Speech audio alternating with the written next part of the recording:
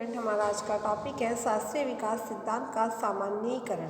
विकास एक उपचारात्मक प्रक्रिया है। विकास पूंजी निर्माण के लिए आवश्यक है। विकास के लिए उत्पादन आवश्यक है।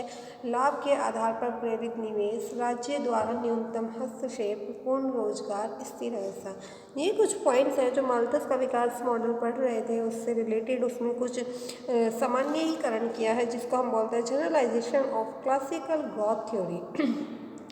जनरलाइजेशन ऑफ क्लासिकल जो हमारी थ्योरी है, उसमें जो हमारा फर्स्ट पॉइंट है कि विकास एक क्या है, उपचारात्मक प्रक्रिया है, ठीक है, जिसे हम growth is a cumulative process के नाम से भी जानते हैं। लगभग सभी प्रतिष्ठित अर्थशास्त्रियों का मत था कि आर्थिक विकास एक ऐसी प्रक्रिया है जो धीरे धीरे घटित होती है, जिसका प्रभाव संचय ही होता है। जितने भी इकोनॉमिस्ट थे वो सब मानते थे कि जो हमारी इकोनॉमी डेवलप्ड होती है वो क्या होती है, धीरे धीरे होगी, ठीक है। हम एकदम से ऐसा नहीं है कि अपनी इकोनॉमी को डेवलप कर दें। यदि हमारी इकोनॉमी बहुत ज़्यादा डाउन में जा चुकी है तो उसको अप करने के लिए हमें क्या होगा, कुछ टाइम लगेगा, और कुछ टाइम के बाद ही क्या होगी, उसमें ग्रोथ होने स्टार्ट होती है। ऐसा नहीं है कि हमने एकदम से कोशिश करी और एकदम से क्या हो जाए, वो ग्रो हो जाए। तो इन्होंने बताया है कि जो धीरे धीरे घटित होता है और जिसका प्रभाव कैसा होता है, इसका जो प्रभाव होता है वो क्या होता है, संचय ही प्रभाव होता है, ठीक है, कि इसको हम क्या कर सकते हैं, ये संचय ही कर सकते हैं। सेकंड हम बात करते हैं, विकास पूंजी निर्माण के लिए आवश्यक होता है। Capital formation is essential for growth. जो विकास होता है वो किसके लिए, हमारी जो पूंजी निर्माण है उसमें भी सहायता करता है। किसी भी इकोनॉमी का जितना ज़्यादा डेवलपमेंट हो रहा है तो इसका मतलब क्या है कि वो इकोनॉमी उतनी ही ज़्यादा ग्रोथ कर रही है, ठीक है, उसकी कैपिटल बढ़ रही है, क्योंकि कैपिटल क्या होता है, वहीं पे बढ़ती है। ज़्यादातर हम देखते हैं जिन लोगों में रिस्क लेने की कैपेसिटी होती है, अगर आप में रिस्क लेने की कैपेसिटी है तो डेफिनेटली आपको प्रॉफिट भी होगा। और अगर हम ये सोचें कि नहीं हम इस काम को करेंगे, क्या पता प्रॉफिट हो, क्या पता लॉस हो, इसकी चीज़ के बारे में अगर हम सोच के चलेंगे तो कभी भी हम क्या कर सकते हैं, ग्रोथ नहीं कर सकते हैं, कभी भी हम आगे नहीं बढ़ सकते हैं। तो बताया है कि विकास पूंजी निर्माण के लिए भी आवश्यक है। हमें क्या करना है, अपनी कैपिटल क्रिएशन करना है। तो कैपिटल क्रिएशन के लिए हमें डेवलपमेंट को भी ध्यान में रखना होगा। और डेवलपमेंट जब होगा, जब हमारी देखो किसी भी देश की कितनी ज़्यादा कैपिटल होगी, जितनी ज़्यादा वहाँ की नेशनल इनकम बढ़ती जाएगी, उतना ही ज़्यादा वो कंट्री क्या होगा, डेवलप्ड करता जाएगा। प्रतिष्ठित अर्थशास्त्री भौतिक वस्तुओं के उत्पादन में होने वाली वृद्धि को आर्थिक विकास का चिन्ह मानते हैं। जो भी हमारी भौतिक वस्तुओं के उत्पादन में वृद्धि होती है उसको ही क्या मानते हैं, हम आर्थिक विकास का चिन्ह मानते हैं। इनके द्वारा विकास के घटकों के रूप में केवल भूमि, श्रम व पूंजी के अस्तित्व को ही स्वीकार किया गया था। इन्होंने क्या कहा है, जो हमारी भूमि है, जो लैंड है, जो हमारी कैपिटल है, उन सबको ही इसमें शामिल किया था। इनकी दृष्टि में आर्थिक विकास का मापदंड राष्ट्रीय आय में लीन होने वाली वृद्धि से है। क्या है आर्थिक विकास का मापदंड, कि जो हमारी नेशनल इनकम है वो जितनी ज़्यादा बढ़ती जाएगी, हम उतनी ही ज़्यादा डेवलप्ड होती जाएंगे, हमारी जो अर्थव्यवस्था है वो भी उतनी ही ज़्यादा डेवलप्ड होती जाएगी। और यदि हमें अपनी अर्थव्यवस्था को डेवलप्ड करना है तो उसके लिए हमें क्या करना पड़ेगा, अपनी पूंजी को बढ़ाना पड़ेगा। और पूंजी बढ़ाने के लिए हमें क्या बनना पड़ेगा, साहसी, क्योंकि साहसी का मतलब होता है जिस व्यक्ति में साहस लेने की क्षमता है, ठीक है। साहस कौन लेगा, जो व्यक्ति रिस्क लेने का काम करता है वही तो साहसी, जिसे हम एंटरप्रेन्योर का नाम भी देते हैं। फिर थर्ड पॉइंट है हमारा, विकास के लिए उत्पादन आवश्यक होता है। Capital formation is essential for growth. इनका विचार था कि देश की निर्माण में जैसे कि हमारी कैपिटल जरूरी है, ऐसे ही है विकास के लिए उत्पादन आवश्यक है। Production is necessary for development.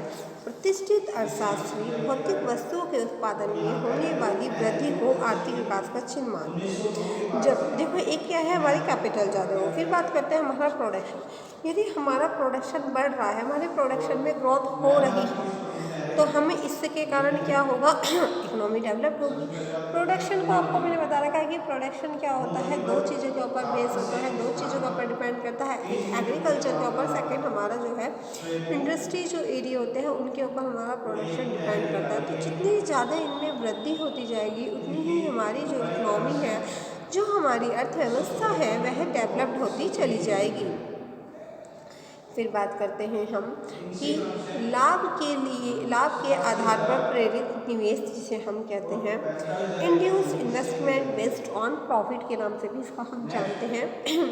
देखो कि हम जब भी इन्वेस्टमेंट करें तो इन्वेस्टमेंट करते समय हमें एक चीज़ ध्यान में रखनी चाहिए कि हम कहीं पे भी इन्वेस्ट कर दें तो हमें क्या होना चाहिए, वहाँ से प्रॉफिट हो। हम ये कोशिश करते हैं तो हमें इस चीज़ को ध्यान रखना चाहिए कि जब भी हम इन्वेस्ट करें तो इन्वेस्ट हमें एक जगह कभी नहीं करें। जैसे कि आप लोग जानते हैं यदि आप एक टोकरी में सारे के सारे आम रख दोगे, उनमें से एक आम खराब हो गया तो वो आपकी पूरी की पूरी जो बास्केट में रखे हुए आम हैं वो सारे के सारे खराब हो जाएंगे। ऐसे ही यदि आपने एक जगह इन्वेस्ट कर रखा है और वहाँ से अगर आपने इन्वेस्टमेंट में अगर आपको प्रॉफिट नहीं हो पाया और आपने एग्जाम्पल के लिए सारा पैसा बिजनेस में लगा दिया है या आपने कहीं गोल्ड में लगा दिया है, वो चोरी हो गया है, कुछ भी हो गया, तो आपका सारा का सारा आप बहुत ज़्यादा लॉस में हो जाएंगे। और यदि आपने अलग अलग डिफरेंट जगह पे आपने क्या रखा है, इन्वेस्ट कर रखा है, तो अगर आपको एक जगह से लॉस होगा भी तो आप उसको क्या होगा, इजीली टॉलरेट कर लेंगे। क्यों? क्योंकि आपका जो एक जगह का लॉस हुआ है उसको आप दूसरी जगह जहाँ पे इन्वेस्ट कर रखा था और वहाँ से आपको कोई प्रॉफिट हुआ है तो वो उसके साथ आप ऐड करके उसमें बढ़ा सकते हैं। फिर है हमारे यहाँ पे राज्य द्वारा न्यूनतम हस्तक्षेप, मिनिमम इंटरफेरेंस बाय स्टेट। इन अर्थशास्त्रियों का विश्वास था कि जब तक व्यक्ति को सामाजिक व आर्थिक मामलों में पूर्ण स्वतंत्रता नहीं होगी, कि जब तक क्या होगा, जो व्यक्ति है उन्हें अपने सामाजिक या आर्थिक मामलों में पूरी तरह से स्वतंत्रता नहीं होगी, तब तक वे आर्थिक विकास की आवश्यक आर्थिक प्रेरणाओं को जन्म नहीं हो सकता है। तब तक जो हमारा इकोनॉमी जो डेवलप्ड है उसकी जो प्रेरणाएं हैं उसका जन्म नहीं हो सकता है। इन्होंने पूर्ण प्रतियोगिता, उत्पादन और उपभोग की स्वतंत्रता व निजी संपत्ति के अस्तित्व को आर्थिक विकास के लिए क्या माना है, एक फैक्टर्स माना, उत्प्रेरक तत्व माना है।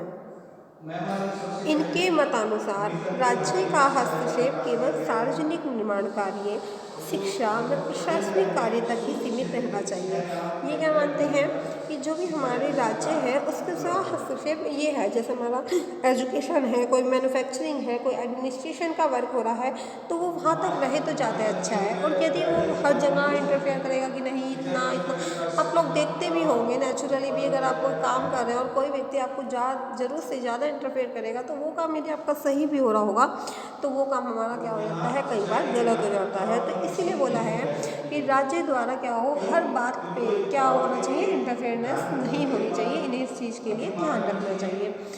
फिर है हमारा पूर्ण रोजगार, जिसको हम बोलते हैं फुल एम्प्लॉयमेंट। फुल एम्प्लॉयमेंट क्या होता है, प्रतिष्ठित अर्थशास्त्रियों का यह मत था कि समाज में पूर्ण रोजगार की स्थिति सदा बनी रहनी चाहिए। कि जो हमारी सोसाइटी है उसमें क्या होना चाहिए, जो पूर्ण रोजगार है वो क्या होना चाहिए, हमेशा बनी रहनी चाहिए।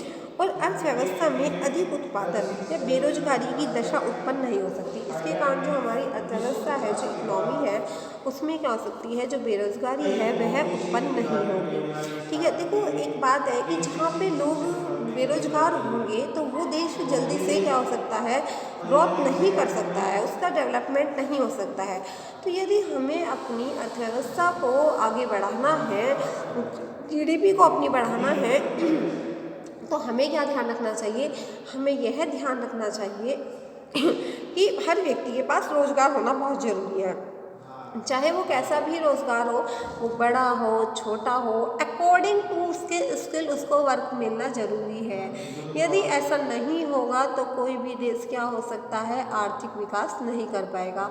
तो किसी भी देश के डेवलपमेंट के लिए हमारे पास जो सबसे ज़्यादा ज़रूरी है वो क्या है, वहाँ के प्रत्येक व्यक्ति के पास रोज़गार होना चाहिए। यदि वहाँ के प्रत्येक व्यक्ति के पास रोज़गार होगा तो रोज़गार होने से उनकी नेशनल इनकम बढ़ेगी, क्योंकि और नेशनल इनकम जैसे जैसे बढ़ेगी तो इकोनॉमी वैसे वैसे ग्रोथ होने स्टार्ट हो जाती है। फिर है स्थिर अवस्था, जिसको हम स्टेशनरी स्टेट के नाम से भी जानते हैं। सभी प्रतिष्ठित अर्थशास्त्रियों का विश्वास था कि अर्थव्यवस्था विकास के अंतिम चरण स्थिरता की अवस्था में पहुँच गई है। कि जो हमारी अर्थव्यवस्था है वो क्या हो गई है, विकास का जो अंतिम चरण है उसमें पहुंच गई है। उनका मत था कि समय बीतने के साथ साथ अर्थव्यवस्था एक ऐसी स्थिति में पहुंच जाएगी जहां लाभ शून्य तक गिर जाएगा। कि जैसे जैसे टाइम बीतता जाएगा हमारी अर्थव्यवस्था एक ऐसी कंडीशन में आ जाएगी कि हमारा जो प्रॉफिट है वो शून्य हो जाएगा। जब लाभ की दर शून्य हो जाएगी तो पूंजी संचयन बिल्कुल ही रुक जाएगा, और जैसे ही हमारी जो लाभ है, जो प्रॉफिट की जो रेशो है वो शून्य हो जाएगी, तो क्या होगा, हमारा जो पूंजी का जो कैपिटल एक्यूमुलेशन होता है वो क्या हो जाएगा, रुकना स्टार्ट हो जाएगा, और अर्थव्यवस्था क्या होगी, एक स्थिर बिंदु पर पहुंच जाएगी। वो क्या हो जाएगी, वहाँ पे जाके स्टेबल हो जाएगी। आज के लिए इतना ही। Thank you. आगे का नेक्स्ट वीडियो बताऊँ।